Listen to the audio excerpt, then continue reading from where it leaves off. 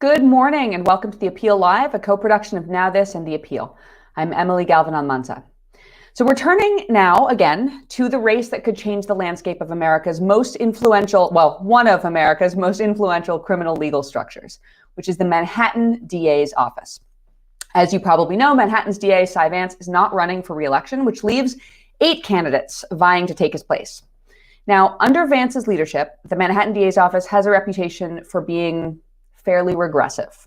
They prosecute essentially every case brought to them by the NYPD, according to analysis by the Vera Institute of Justice.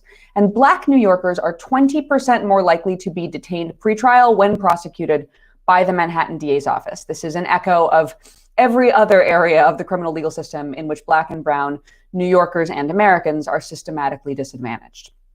However, we're looking at big changes that could happen this year in the Manhattan DA's office, depending on who wins this election. Now, all of the candidates seem to have sensed sort of a general public demand for change. And all 8 candidates have presented as some degree of smart on crime or progressive, but there are key differences in the policy promises that they are making that will make it clear that they differ in key ways. And those key differences will be critical for voters to decide who they want to vote for as they head to the polls later this year. It's not a ranked choice primary. The winner of this primary very likely will go on to be uncontested in the general election. So if you are a Manhattan voter watching this show, pay attention carefully. I hope you're looking for all the details that matter to you. Today, we're very pleased to be speaking with Alvin Bragg, a former Deputy Attorney General and currently visiting professor of law and co-director of the Racial Justice Project at New York Law School. Mr. Bragg, thank you so much for joining us. Thank you so much for having me. So happy to be here with you this morning. So let's start off with like a very basic but very big question. What would be the biggest distinction between the Cy Vance administration and yours? I think your intro put your finger on it with true independence from the NYPD. And I think about the complaint room where cases come in. We can't have this be just, the second half hour of Law and Order where things are reflexively processed by the DA's office. I think about a case this summer of someone taking up 2 seats on the subway and charged for that, and then charged with using a person using his face to assault a police officer's hand. It's just preposterous. And the fact that was just processed through the DA's office and brought, it underscores the issue. So the biggest change will be that independence and the gateway, sort of the initiation of drugs, initiation of cases, and our declination and diversion. So that's really, I want to just, for viewers who might not have had the distinct pleasure of spending time in the complaint room. The complaint room is where the NYPD brings their police reports, where they bring their complaints, and they're asking prosecutors to sign off and to actually charge people and have those people processed through the criminal legal system. You're saying that, right now the complaint room is a factory where they're just rubber stamping NYPD complaints, but what are some examples of the charges your office would decline or, make a rule barring from the complaint room? Oh, yes. We have a robust policy on our website. There's a whole category of ones that just shouldn't be in the case, whether it's obstructing governmental administration, disorderly conduct, standalone resisting arrest, and really the kind of cases that require just to ask, does this promote public safety, right? Is this something that actually will keep us safe as opposed to being something that's just a manifestation of poverty? That's the core change. And the second change is tracking racial disparities. Right now, you mentioned one of them, 20% more likely to be prosecuted.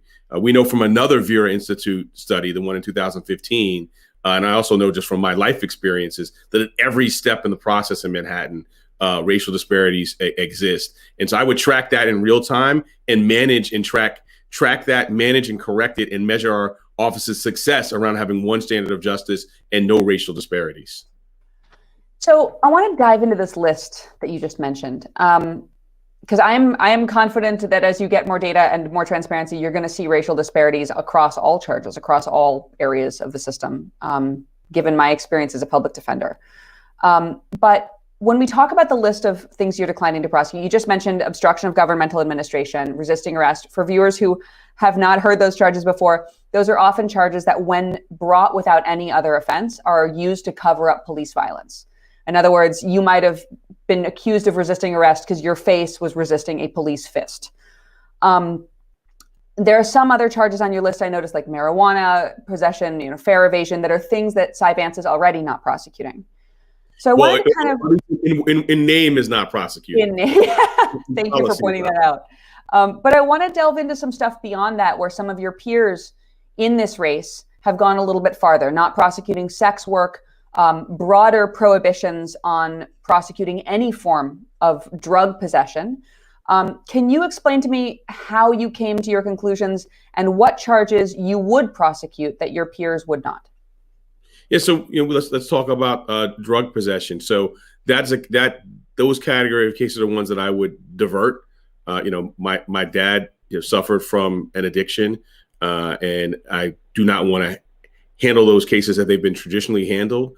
But I do want to route folks, and and I'll explain for your viewers, we have a whole, categories of cases now that can be, you can give a desk appearance ticket, and, you would get a court appearance, your first court appearance a couple weeks later. All of those cases we are seeking to divert through one way or another. But specifically on your question of, drug possession, I would want to have those cases be handled by medical officials to address the addiction, and not through our traditional system. But I wouldn't just do nothing about them and just let them sort of sit. So that is a distinction. But having lived through addiction for much of my life growing up, having been in a rehabilitation facility on Thanksgiving Day with my daughter visiting my dad, I think just walking away and doing nothing in those cases is not something I can do based on my life experience. But that doesn't mean we're going to do it, through the prosecutorial traditional system, but it means that we are going to divert and find help for those people. I've got a lot of addiction in my family too, and I feel you on those memories and how that impacts one's view and one's reaction to substance use. Do you believe there are instances of drug possession that are not related to addiction? I think that there can be. I mean, in my experience, and unfortunately, I have had a fair amount of experience with this issue. In my life experience, those who I know who have been in possession have generally suffered from addiction.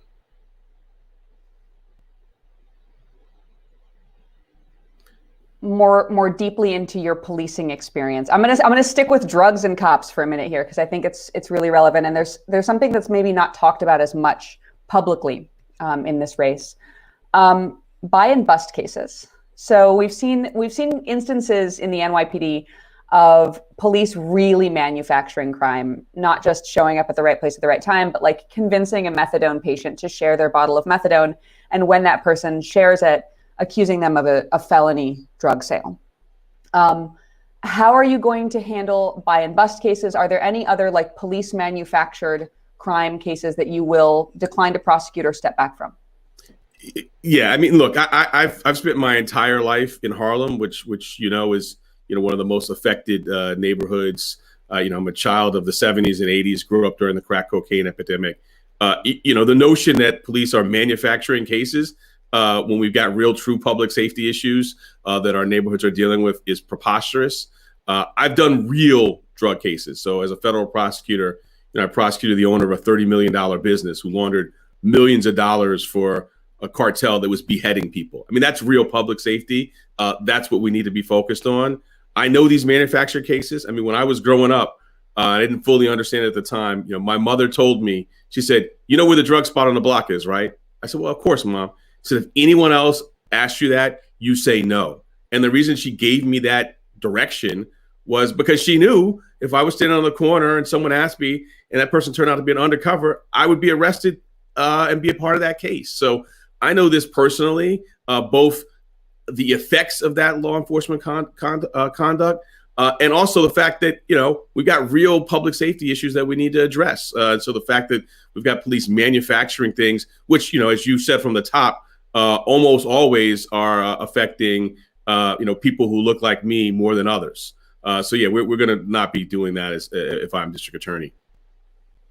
So let's turn to the existing prison population and what DA's offices can do to not just not send people to prison, but pull people back, bring people home. I'm talking, of course, about conviction integrity units, although we're going to talk about other mechanisms for this as well. Conviction integrity units, or units within the prosecutor's office that review convictions they've attained and see if they've done anything wrong, try to undo that harm. They've been popping up in DA's offices across the country, but they really vary in how effective they are. Like, some of them are these fantastic institutions that are really finding problems and undoing them. And some of them are cosmetic pieces of branding. And I would like to know, whether you're going to be, creating a conviction integrity unit, what will make it a real mechanism for bringing people home? And then what other mechanism will you, not opposing parole or supporting grants of clemency? How will you reduce New York's existing prison population? So let me start with what you said, which is conviction review. I've been working closely with the Innocence Project. This is something, again, all my work from my childhood. I'm about the same age of the exonerated five. I can remember being stopped by no less than 50 police officers myself shortly after they were arrested, and myself being accused, along with several friends, of stabbing someone in Central Park. So this is not a new issue for me. I've been living with this for a long time. Manhattan has a conviction review in name only. We need to change that. This to me is like I don't even see the other side of the coin on this in terms of argument, of the fact that we've got people who are in custody and we're not looking back at these issues. We need complete independence, an open process, and a process headed by someone who has never worked in the Manhattan DA's office, someone with an Innocence Project background. And for those like yourself who follow this a little more closely, I'll say, I think Barry Scheck has laid out the gold standard in his article in the Ohio State Law Journal. But really, those are the hallmarks: open access to documents, leadership by someone outside the DA's office, and with someone with a background in exoneration. And then I'll say, I have a friend recently who had a federal habeas order, so an order questioning the underlying state conviction, went back into the Manhattan DA's office and was expecting to be greeted with, okay, what are we going to do here?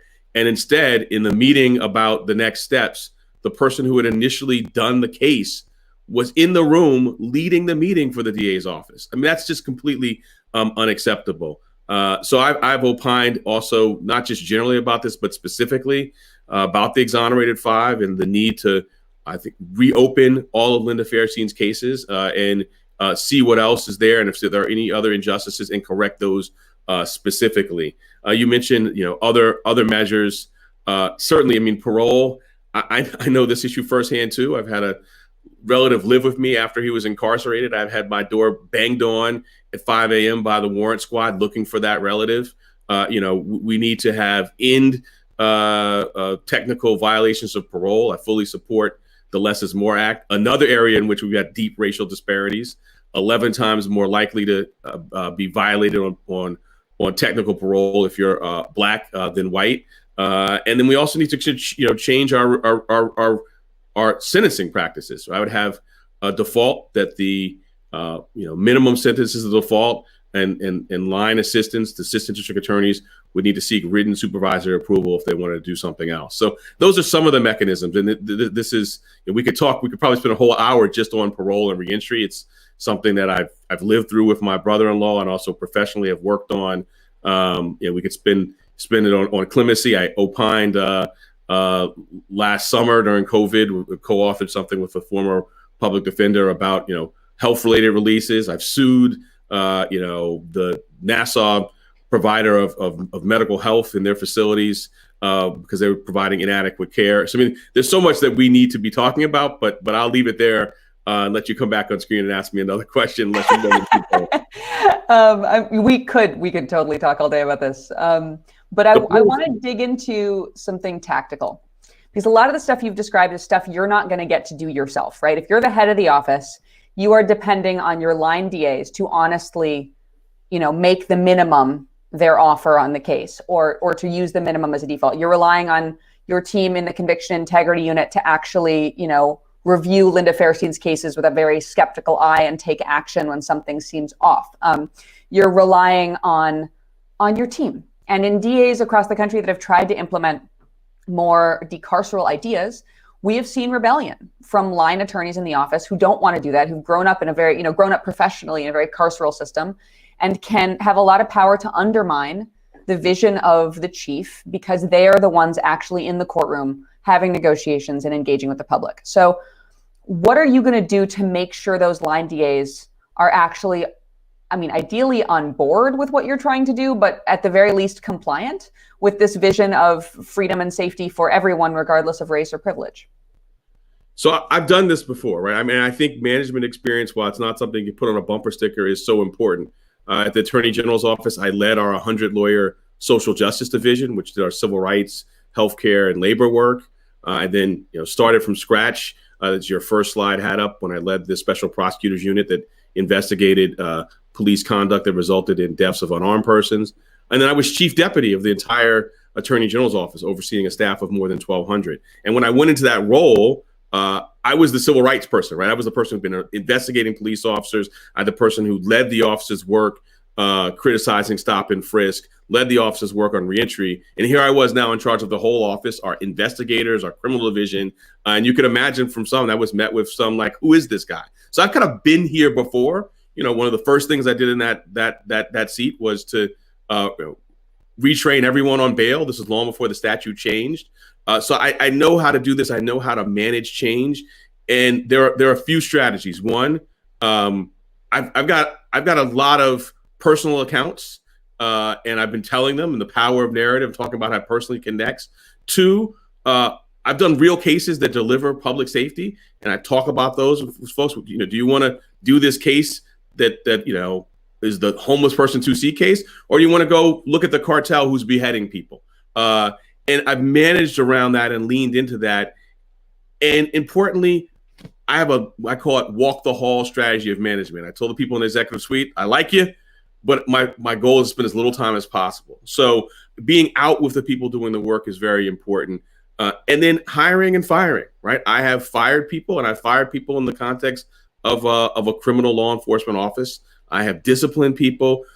We have to state our ideals, state and explain the importance of it, point to the data, talk about how we're going to have a system that's not about volume of arrests and convictions, and then hold people accountable. And we hold them accountable through incentive systems, saying, look, if you go out, like I do, I'm a Sunday school teacher, a Harlem Little League coach, we're going to value that engagement. I have a theory of calling, we hire the entire person, the whole person. The first person I hired for that special prosecutor unit was someone who was a great lawyer, could do the job in the traditional sense, but he had a master's in social work. And I want to hire whole people because I want everyone who comes before them, whether it's the person accused of a crime, a juror, or a defense lawyer, to be viewed as whole people. So those management techniques, principles, beliefs are ones that I've done before. I've enacted, I've managed around real change. And then we also got to have people with real resolve, right? Real resolve. There will be times, Emily, as you said, where you are criticized, where someone does the wrong thing and you have to discipline them. I'm recalling we indicted a sitting district attorney when I was in the Attorney General's office, right? He investigated an officer he worked with who had shot at and killed an unarmed Black person. And you can imagine both the internal and external response when we brought that. And I told my team, look, we're going to do the right thing, right? We're not going to, respond to these external pressures, and that, frankly, whatever we do, we're going to be criticized. So it's liberating. And so these are the management tools I've used throughout my career, and the ones I would use in the DA's office. And you're right, there's going to be some turmoil. Change is hard. But I think embracing that, managing through that, telling people, look, I'm going to tell you some things you don't like, and here's why, and explaining to it in personal terms and professional terms and data-driven terms, and then embracing that challenge and embracing the discord that may come and doing it professionally. So I've been there, and I'm prepared to do it. And I think this is, one of the most key issues in this race. So, Mr. Bragg, I'm going to give you a question that I know you could talk about endlessly because it is an area in which you have a lot of experience, but I want you to cover it for our viewers in the most clear lay terms possible. What would you do to protect New Yorkers from abusive policing?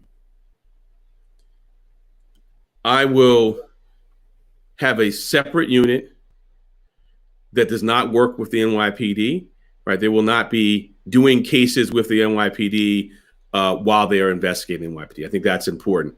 A group that is only investigating police misconduct. That group will report directly to me because, as you said, I've got a lot of experience in this area.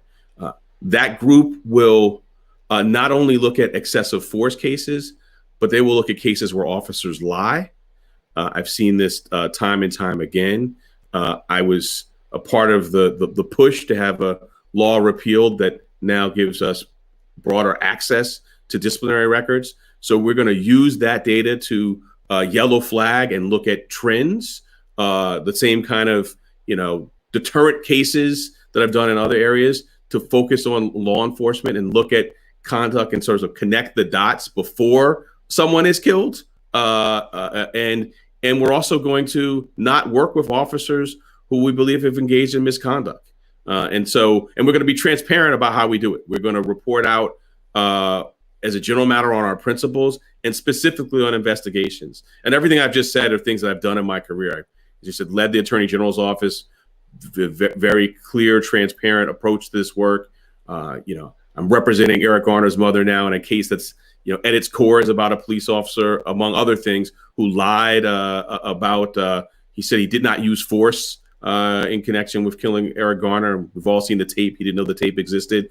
So everything I just said, which I hope was clear, builds upon a professional experience I've had. I've convicted an FBI agent who's lied.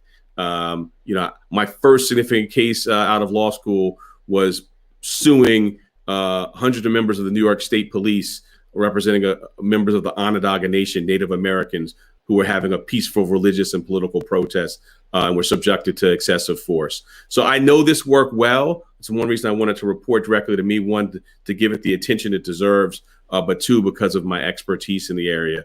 And so we have transparency, a siloed unit, and look at patterns and looking at lying to really, really hold police accountable. We cannot have a system of justice where we do not hold those sworn to, protect us to the highest standard. And that's what we'll do.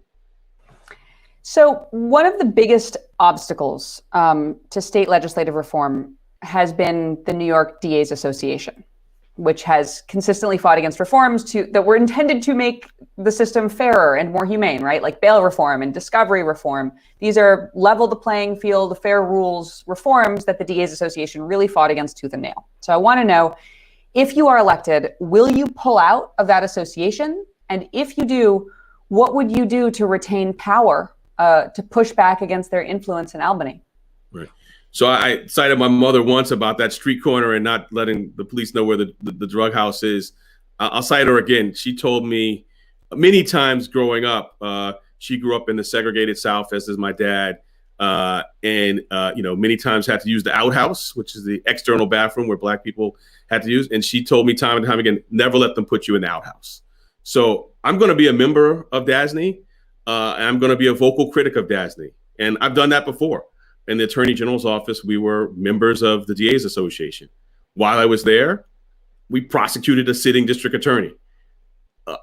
They were emailing about that case, and they had to deal with the fact that we were on the emails. And in fact, they ultimately removed us because they didn't want us to. So I don't believe, in putting myself in the outhouse. This comes to me, really from my experiences growing up with two parents and who had the effects of segregation and the lessons they taught me. I believe in being in the room, and that group of mostly older, mostly white men are going to have to look at me every time there's a meeting. And yeah, they'll know I'm the person who indicted their colleague. They'll know I'm the person who sued their colleague before, the person who pushed for the special prosecutor who they objected to. And I think that's important. I think that the vocalizing my criticism from within the room is important.